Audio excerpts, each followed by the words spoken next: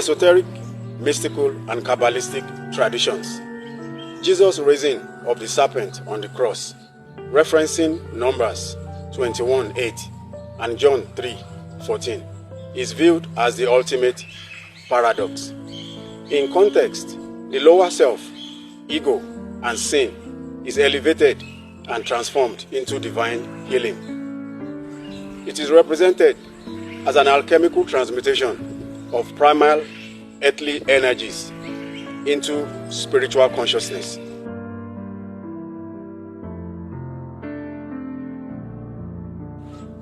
Mystical traditions uncover profound layers of meaning behind this symbolic act, as can be witnessed through the gematria of serpent and Messiah.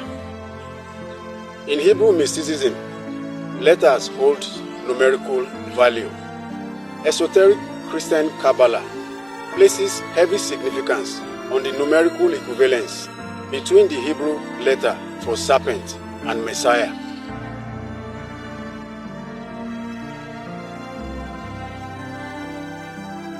Because both Jesus and the serpent share the exact numerical value, 358, the serpent is not viewed as purely evil entity, but as a raw, dormant spiritual energy. On the cross, Jesus takes on the nature of the serpent, the fallen human ego, and spiritually elevates it.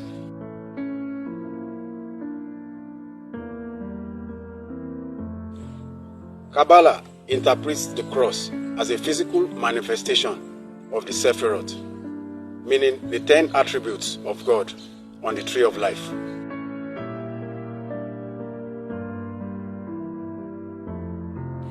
The middle pillar runs vertically from the crown, Keter, through Tiferet, harmony, beauty, often associated with the Son or Christ, through to Malkut, the kingdom.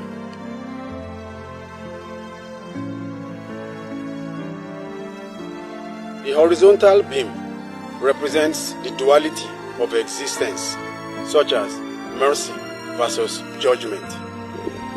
In this view, the lifting up of the Son on the cross is a mystical part of ascent, where the Christic force harmonizes the lower human nature with the divine.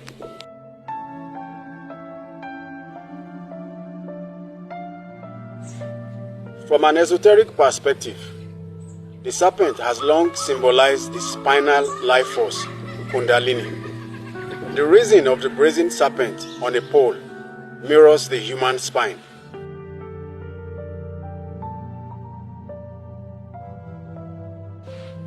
When Jesus is lifted up, represents the purification and elevation of earthly life force energy from the root of consciousness to the crown of divine realizations.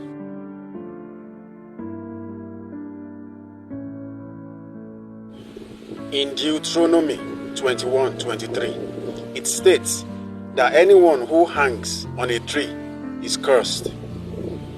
Mystics interpret this both literally and spiritually on the cross. Jesus becomes the sin, the curse, and the fallen serpent.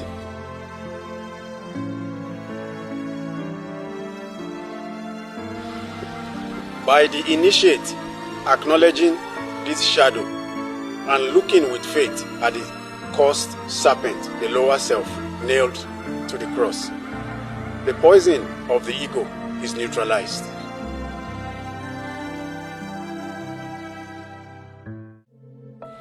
The serpent is indeed an enigma, a paradox of temptation or liberation. The serpent needs to be understood, healed, and elevated, like Yeshua transformed the serpent, a poison, into a panacea. It's up to you. You be the judge. Let me know what you think in the comment section. See you in the next one. Bye for now.